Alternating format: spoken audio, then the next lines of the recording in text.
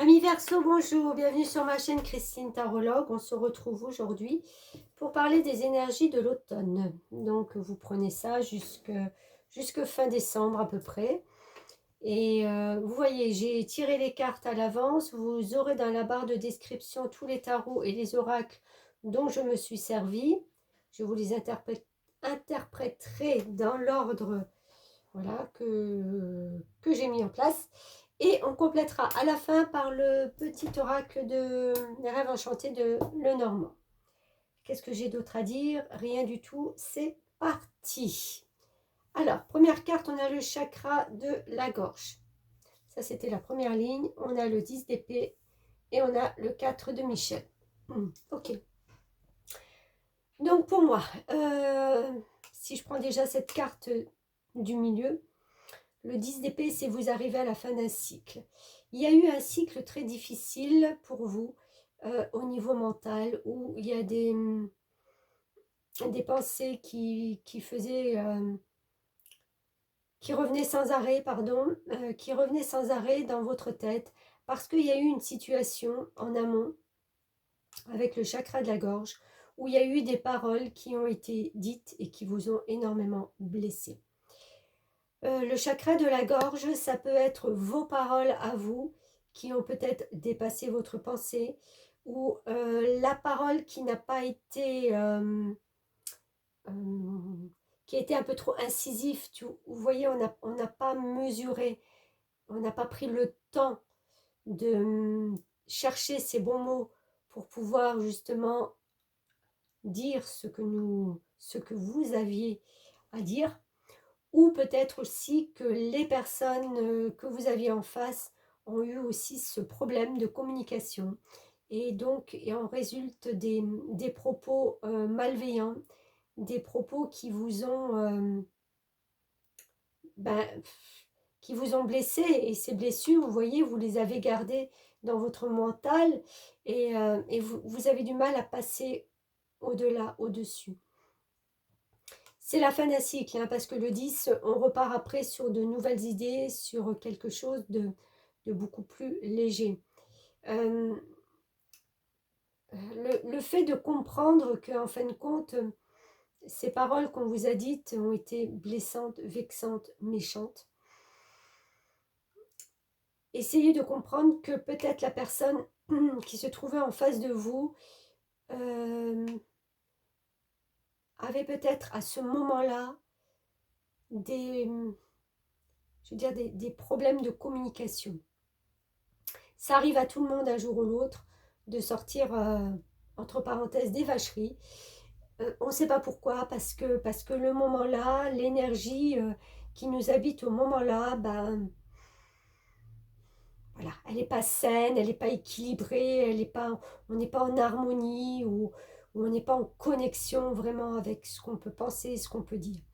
Donc quand vous prendrez conscience de ça aussi, pareil pour vous, hein, si c'est vous qui avez dit ces paroles, voilà, vous acceptez qu'il y a à un moment donné, des fois dans notre vie, ben, des énergies qui nous poussent voilà, à pas être tout à fait toujours cool. Ça serait trop bien si on serait tout le temps cool dans la vie. Voilà. Le 4 de Michel vous dit que la solution peut venir de la méditation. Dormez plus ou prenez des congés. Éliminez le stress en vous. Voilà. Alors là, vous allez sortir de ça. Parce que je pense que physiquement, mentalement, moralement, ça vous a quand même épuisé. Hein, quand ça revient en boucle, on dort moins bien, on n'est pas au top. Hein. Donc, prenez un peu du recul peut-être par rapport à la situation, peut-être par rapport aux personnes aussi. Et pensez à vous, ressourcez-vous, faites-vous du bien. Voilà ce que j'ai envie de dire, pensez à vous. On a eu après le 10 de pentacle, la force, le 6 de bâton et le fou. Non, pas le fou, le jugement, pardon. Un petit peu la même énergie en fin de compte. Alors, le 10 de pentacle, c'est une énergie où on se ressource en famille, où on est bien avec sa famille, où on a ce cocon qu'on veut maintenir harmonieux, que tout se passe bien, dans la joie, l'harmonie et surtout dans le fait de ne pas manquer de biens matériels. 10 de Pentacle, c'est quand on a réussi à poser des fondations d'une maison, qu'on a réussi à s'entourer de son clan familial et c'est comme ça qu'on est heureux. C'est ce que vous recherchez, c'est ce que vous essayez, si vous l'avez déjà, de maintenir, cet équilibrage, voilà, cette chose harmonieuse au point de vue familial. On a la force aussi qui vous confère que malgré les embûches, malgré les tourments de la vie, malgré les tourments de votre famille aussi, puisqu'on est très proche de ça, ou vos tourments à vous, vous avez quand même cette force de maîtrise. Vous vous maîtrisez, vous ne flanchez pas, vous ne lâchez pas. Vous êtes dans un contrôle de votre personne qui vous honore, bien sûr, et qui vous confère quand même un pouvoir sur... comment je vais dire? C'est comme si vous étiez référent, vous étiez un pilier de beaucoup de gens, et il y a beaucoup de gens qui viennent et qui comptent sur vous justement pour maintenir ce pilier. C'est un vaste travail, hein, c'est quelque chose quand même qui n'est pas à la portée de tous, et je pense que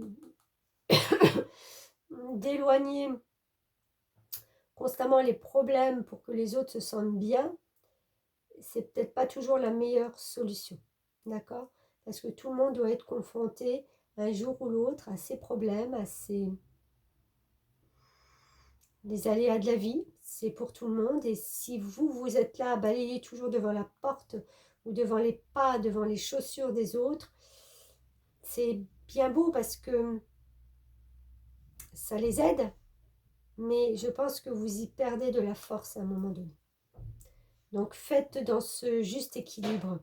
Et je me permets de vous dire ça parce qu'on a le 6 de bâton et vous avez quand même l'impression à un moment donné, à des moments donnés de votre vie, que vous donnez, mais qu'il n'y a pas beaucoup de... Je ne vais pas dire de récompense parce que on donne des fois sans compter et on n'attend pas forcément d'avoir un retour derrière. Ça, c'est une très belle chose. Mais avouez quand même que de temps en temps, voilà, un mot gentil, une attention, ça fait du bien. D'accord? Je pense qu'on est d'accord là-dessus aussi. Donc oui, ben, continuez à donner, à partager, mais j'ai envie de dire, c'est un peu comme là, modérer un petit peu ce qui vous entoure. Le jugement, c'est la fin d'un cycle pour s'ouvrir à quelque chose d'autre. C'est faire un peu, s'asseoir, se poser, faire un bilan de sa vie, de ce qu'on a donné, de ce qu'on a fourni, des efforts, des choses passées, voilà. C'est un peu le bilan pour repartir sur quelque chose de plus léger, c'est-à-dire de ne pas s'encombrer du bilan qu'on a fait. Le bilan est fait, il est tombé, on le sait, on le connaît, on en a conscience, on l'accepte. Maintenant, on peut partir vers quelque chose de plus léger. Il y a besoin de redémarrer quelque chose plus légèrement, j'ai envie de dire, puisque nous avons, et très belle carte aussi, le magicien qui suit. Le magicien, c'est la première carte des tarots. C'est quand on a tous les outils nécessaires dans les mains pour construire sa vie. Alors construire ou reconstruire sa vie différemment. Mais on a, le magicien lui possède l'as d'épée, l'as de coupe, l'as de denier, l'as de bâton. C'est-à-dire les 4 éléments, tout ce qu'on peut avoir pour faire de notre vie quelque chose de beau et de bien. Ce qui est difficile pour vous, des fois, c'est de faire des choix. On en revient un petit peu à ce que j'ai dit au-dessus. C'est-à-dire que vous vous retrouvez des fois dans des situations où il y a 2 poids, 2 mesures, mais en fin de compte, elles sont pareilles. Et on vous demande quand même de choisir. Donc, c'est difficile pour vous, c'est difficile de trancher, c'est difficile de faire un choix juste et équitable, puisque on est quand même avec ces 2 épées de même valeur, ben, de faire un choix équitable, mais les choix, en fin de compte, que vous devez ou allez faire, peut-être là sur cet automne, dites-vous que vous ne perdrez en rien. C'est un choix, c'est une idée qui va venir, ce sont des idées qui vont venir à vous. Oui, il va peut-être falloir en choisir une. Quel que soit le choix que vous allez faire, il en résultera une abondance et quelque chose de très bien pour la suite. Alors, je m'explique.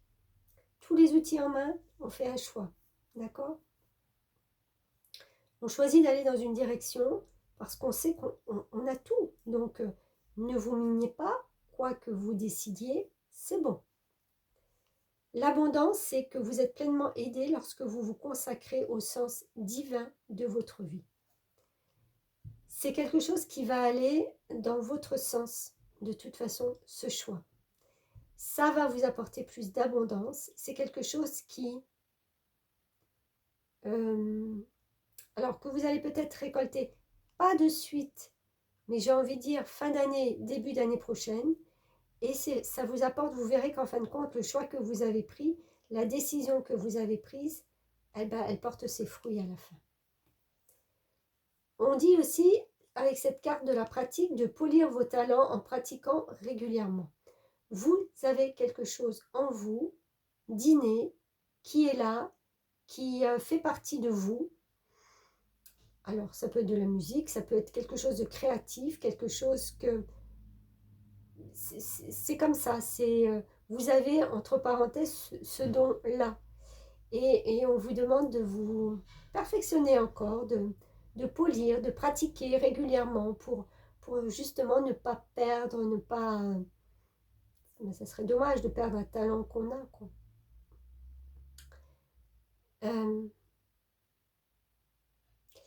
J'ai aussi, alors après, il y a un truc qui m'est venu là, je vais voir. Ouais. En plus, j'ai eu cette vision. Avec la carte de la vision, donc on est sur un nombre-mètre 22 qui est une grande puissance et une maturité. Vous avez une vision des choses quand même assez large, où on vous demande justement, si vous ne l'avez pas, de voir un petit peu plus large. Cette vision et cet équilibre, c'est justement de voir plus loin, plus grand, plus haut, pour obtenir cet équilibre que vous avez en fin de compte tant besoin. Vous n'aimez pas les choses déséquilibrées. Le 5 et 2, 7, c'est les connaissances et les savoirs. Vous aimez vous informer, vous aimez comprendre, vous aimez intégrer à votre vie des choses qui peuvent justement apporter un équilibre. Avec cette vision, c'est une vision aussi de prendre le temps, et je reviens à ça, de prendre du temps pour vous, d'accord? Parce que cette ampoule ne pourra s'allumer que si vos énergies, elles sont au top. Si on est en baisse d'énergie, si on est fatigué, si on sort d'une maladie, forcément la vision, elle n'est pas claire, elle n'est pas nette. Les contours, ce ne sont plus aussi lumineux, on ne sait plus très bien comment trouver cet équilibre.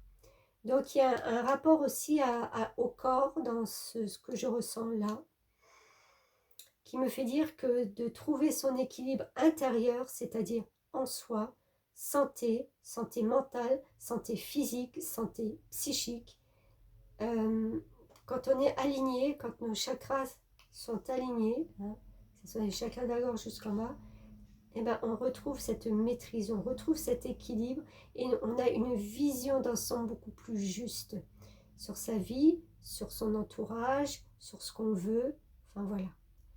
J'ai eu ce petit truc là tout à l'heure qui m'a fait penser à des travailleurs de lumière. Alors, qu'est-ce qu'un travailleur de lumière? c'est une personne qui, en fin de compte, est là sur Terre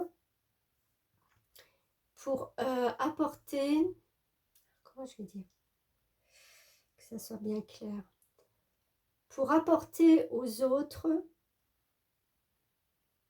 un bien-être, des connaissances, un enseignement.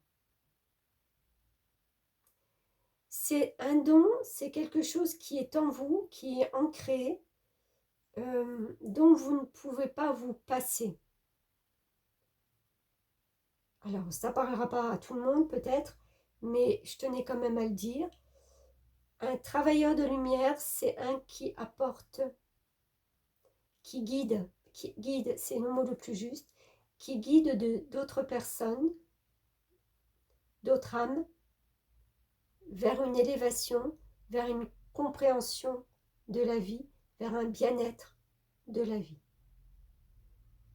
Je ne sais pas quel métier vous faites, mais ça peut être en relation avec votre pratique, votre métier, où vous mettez ce don à bon escient.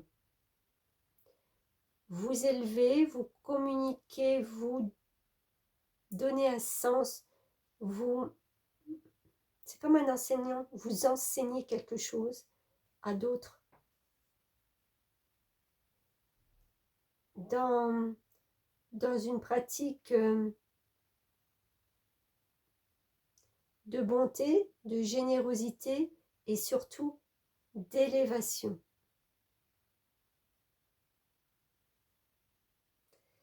Voilà, si ça vous parle, il y a des travailleurs de lumière ici.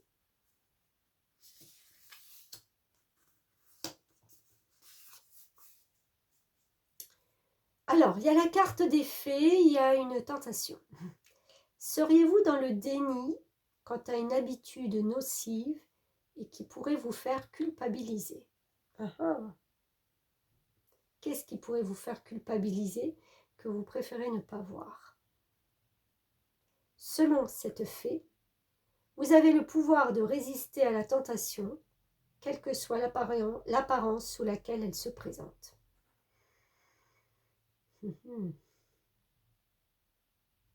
Je vous laisse méditer là-dessus. Hein. Ce sont des petits messages des fées. Essayez de voir dans quelle habitude de vie, de répétition de schémas, peut-être tout simplement de paroles, vous pouvez justement résister. Et on a la célébration. Préparez-vous à vous détendre et à faire la fête. Il est temps de sortir, danser, de vous amuser. Une invitation pourrait se présenter. Bon, ça c'est très bien parce que ça va aussi vous déconnecter un petit peu d'une charge mentale assez lourde quand même, je pense. Je vais dire au point de vue familial parce que voilà, relationnel. Et peut-être que ça va vous permettre aussi cette célébration de revenir et de se dire qu'en fin de compte, pourquoi on ne ferait pas un redémarrage là maintenant? C'est comme si on remettait un petit peu des pendules à l'heure où on va pouvoir prendre peut-être ces décisions qu'on a du mal à prendre.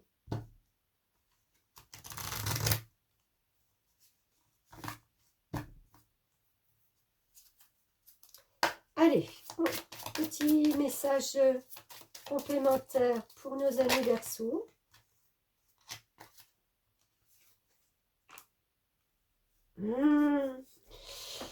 23, 5. Un peu plus de liberté. On demande un peu plus de liberté. On a envie d'être un peu plus libre de ses faits, de ses gestes, de ses paroles, d'être moins sous la pression. On est en train tout doucement de vous rogner, de vous bouffer. Si ça vous parle. C'est subtil, hein, c'est des choses que, voilà, je pense que vous en avez conscience de temps en temps. 19, 9 et 1, 10, c'est de nouveau le redémarrage, là, on repart sur quelque chose de nouveau. Oui, ça ne sera pas facile, oui, mais on a envie, avec cette tour, eh ben, de prendre le risque peut-être d'aller acter une direction. Bah oui, parce que, regardez, cette connaissance et savoir. Vous êtes dans quelque chose, dans un labyrinthe où vous ne voyez pas comment vous pouvez sortir de cette situation. Vous tournez, vous marchez, vous faites. C'est un peu, ben voilà, je me lève, je fais ma journée, je vais me coucher. Je me lève, je fais ma journée, je vais me coucher. C'est ce labyrinthe-là qui, il n'y a pas de sortie. Vous ne voyez pas la sortie. Vous en rêvez, vous savez qu'on vous bouffe un petit peu tous les jours, un peu plus. J'ai envie de dire, faites attention à votre santé. Hein. Et oui, mais ce labyrinthe, on n'a pas la sortie. Alors, vous avez un cadeau, vous avez peut-être un voyage qui se propose à vous, une ouverture différente sur autre chose. Vous allez sortir de votre labyrinthe. Un petit peu. Oui, oh là là, ça va vous faire du bien. 3 et un 4, en plus, c'est la construction. 5 et un 6, on est dans l'harmonie. Ouais, ça va vous faire un grand bien. Vous allez retrouver un peu de force.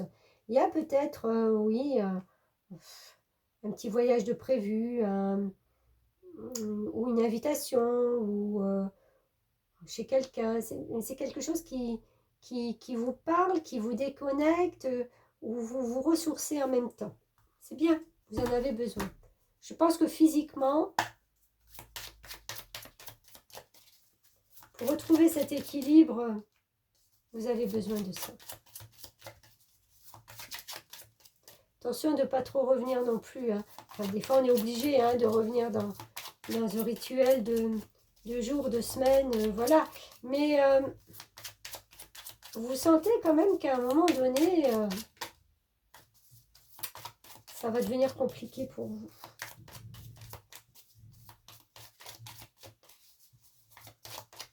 Peut-être que vous avez déjà pris la décision de changer votre routine. Peut-être c'est différent parce que c'était lourd, c'était compliqué. Ouais. Bon, écoutez, vous avez un homme à vos côtés qui est là, patient, sage. Et hop, j'ai mis à l'envers. 8 et 2, 10, qui est prêt aussi pour peut-être pour ce changement, pour cette reconnexion avec le voyage, l'ouverture. Ouais, ça, je pense que c'est quelque chose d'assez proche. Ça sera avant la fin de l'année. C'est des nouvelles que vous avez reçues, c'est des nouvelles qui sont venues à vous et ouais, ça me fait penser à cette invitation où ça va venir et vous partez où vous êtes invité. Voilà. Bon, écoutez, je vais m'arrêter là. Vous verrez bien d'ici cet automne comment vous évoluez dans ce brouhaha de... faites attention à vos énergies parce que je les sens en baisse. Je sens quand même des... C'est pas le plus top l'automne là, peut-être pour vous. Énergétiquement, d'accord? Après, libre à vous de faire des recommencements, hein, des changements, des réajustements, des choses plus harmonieuses pour vous. Et de pouvoir aussi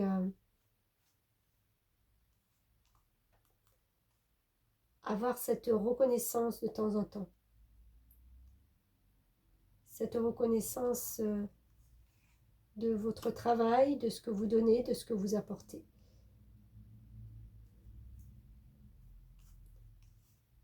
Voilà, amis Verseau, je m'arrête là. N'oubliez pas de commenter, ça peut aider les autres personnes qui vivent la même situation. Toujours intéressant de savoir qu'on n'est pas seul dans des situations. Oui, likez, partagez et abonnez-vous si vous le voulez, bien entendu. C'est un plus pour moi, pour ma chaîne. On se retrouve tous les samedis pour les taroscopes. Merci beaucoup, à bientôt.